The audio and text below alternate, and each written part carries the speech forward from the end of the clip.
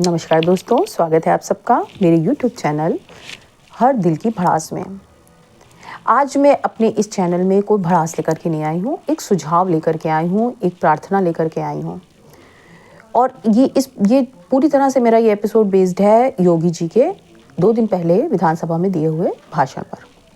जैसा कि आप सबको पता है कि योगी जी ने अभी मुस्लिम संप्रदाय की तरफ एक प्रस्ताव रखा और उस अपने भाषण को उन्होंने शुरू किया दिनकर जी की कालजयी रचना रश्मि रथी की कुछ लाइनों को कोट करते हुए, महाभारत काल के प्रसंग को उद्धृत करते हुए।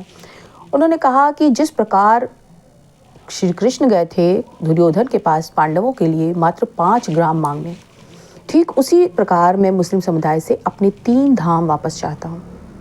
उन्होंने कहा, दे दो केवल 5 ग्राम, रखो धरती अपनी तमाम। और मैं मुस्लिम संप्रदाय से कहना चाहता हूँ कि दे दो केवल 3 धाम। उनकी इसी भाषण को आधार बना करके बहुत सारे न्यूज़ चैनल वाले कैप्शन एक बार दिखा रहे हैं, दे दो केवल 3 धाम, रखो अपनी मस्जिद तमाम। अगर मुस्लिम संप्रदाय ये समझ रहा है कि मोदी जी उनके डर के उनसे भीख मांग रहे हैं, जैसा कि एक रशीदी नामक मौलाना ने कहा, जब एक एंकर ने उनसे कहा कि आप योगी जी के इस ऑफर को किस नज़रिए से देखते हैं, तो वो बोला कि ये ऑफर है, ऑफर ये नहीं होता है, ऑफर देने के लिए होता है, योगी जी तो भीख मांग रहे हैं। अरे बेवकूफ़, इतनी अकल नहीं है कि जब कोई कमज़ोर, लाचार, निर्बल, निरीह किसी से कुछ मांगता है तो वो भीख होती है। जब कोई सबल, सक्षम, किंग साइज पर्सन अगर आपसे कुछ मांग रहा है तो उसकी सहृदयता है, उसकी महानता है, शांति के लिए किया गया उसका प्रयास है। क्या कृष्ण दुर्योधन से कम थे? दुर्योधन से किसी मामले में वो अपनी शक्ति के बल पर, अपने संसाधन के बल पर हर तरह से दुर्योधन को परास्त कर सकते थे, लेकिन फिर भी उन्होंने दुर्योधन के सामने ये प्रस्ताव रखा था। सेम उसी तरह से योगी जी ने भी तुम्हारे सामने ये प्रस्ताव रखा है कि तुम जो हो केवल 3 धाम दे दो। अगर इतिहास उठा करके देखा जाए तो 3,500 से ज़्यादा मंदिर तोड़े थे मुगलों ने, तुर्कियों ने, अफगानियों ने, लेकिन योगी जी क्या कह रहे हैं? योगी जी कह रहे हैं केवल हमें मेरे 3 धाम दे दो, जो कि हम हिंदुओं के लिए बहुत ही ज़्यादा आस्था के केंद्र हैं। लेकिन अगर इस मुस्लिम संप्रदाय इस पर भी तैयार नहीं होता है तो सोचिए आने वाले भविष्य में जिस प्रकार से योगी जी ने आगे की लाइनों को कोट करते हुए कहा कि हम वही खुशी से खाएंगे, परिजन पर असी ना उठाएंगे। अगर आप में जरा सा भी बुद्धि हो, जरा सा भी तर्क हो और जरा सी भी सोचने की क्षमता हो तो आप समझ सकते हैं कि योगी जी ने ये दोनों लाइनें क्यों बोली। पहली लाइन उन्होंने एक शांति को स्थापित करने के लिए बोली और दूसरी लाइन उन्होंने चेतावनी देते हुए बोला कि अगर आप ये नहीं करेंगे तो अंजाम जो होगा वो आप खुद भुगतेंगे। अगर आप लोग ये सोच रहे हैं, मुस्लिम संप्रदाय के कुछ लोग, जो लोग बहुत रिजिड हैं, वो अगर वो ये सोच रहे हैं कि मुगलों ने तो भारत पर 800 साल तक शासन किया था और अब हम भी भारत को अब जो है गजवाए हिंद बना लेंगे, तो मैं आपको बता दूं कि आपके इस सपने में कहीं भी यथार्थ नहीं है। आप इस केवल एक दिवा स्वप्न देख करके खुश हो रहे हैं, जिसको हम हेल्यूसिनेशन कहते हैं।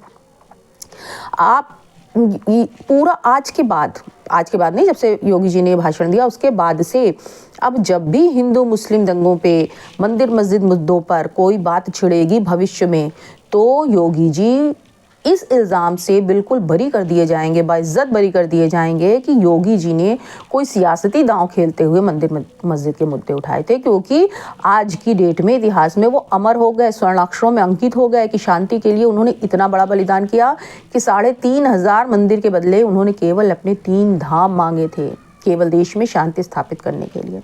लेकिन अगले ने उनकी ये बात भी नहीं मानी और अपनी जिद पर अड़ा रहा, जिस वजह से चीज़ें इतनी ख़राब हुई और आते आते स्थिति यहाँ तक आ गई।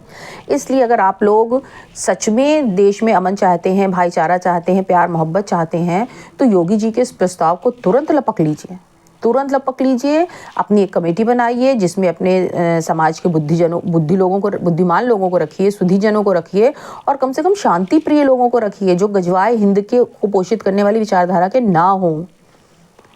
जाइए योगी जी से बात कीजिए और अगर आपके मन में कोई डाउट्स हैं, मान लीजिए कोई डाउट्स हैं कि भाई 3,500 के बदले 3 पे कैसे मान जाएगा हिंदू समुदाय, तो जाइए उसका आश्वासन लीजिए। उनकी क्या पॉलिसी है, उनकी क्या स्ट्रैटेजी है, उन्होंने आगे इसके बारे में सोच रखा होगा, तभी उन्होंने विधानसभा में आके इतनी बड़ी बात कही है। किसी भी धर्मगुरु के बहकावे में मत आइए, किसी भी राजनेता के बहकावे में मत आइए। आप केवल योगी जी की बातों पर ध्यान दीजिए, उनसे जाकर बात कीजिए। अगर वो आपको सेटिस्फाई नहीं कर पाते हैं तो आपके पास अगर कोई प्रपोजल हो तो आप अपना प्रपोजल रखिए। लेकिन मेरी आप लोगों से हाथ जोड़ करके प्रार्थना है कि इतने बेहतरीन मौके को अपने हाथ से निकलने मत दीजिए, क्योंकि अगर आपने ऐसा किया तो इतिहास में ये आपकी बहुत बड़ी भूल में से अंकित हो जाएगा। बस इसी प्रार्थना के साथ मैं आज का एपिसोड यहीं पर समाप्त करती हूँ। जय श्री राम, जय हिंद, नमस्कार।